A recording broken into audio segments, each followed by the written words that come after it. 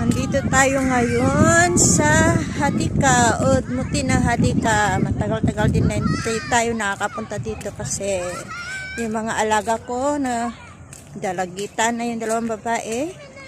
Tapos yung bunso, nagnanadi na siya. Tapos yung dalawang lalaki, may mga kaibigan na sila at sumasama sila. Mga kaibigan nila. Yan. Andun yung mga alaga ko. Well, mga alaga ko.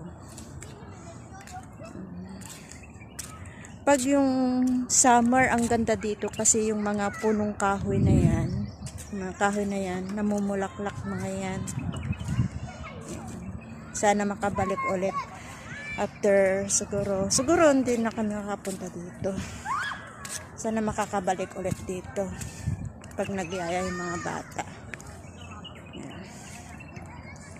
Malapit lang dito sa bahay namin.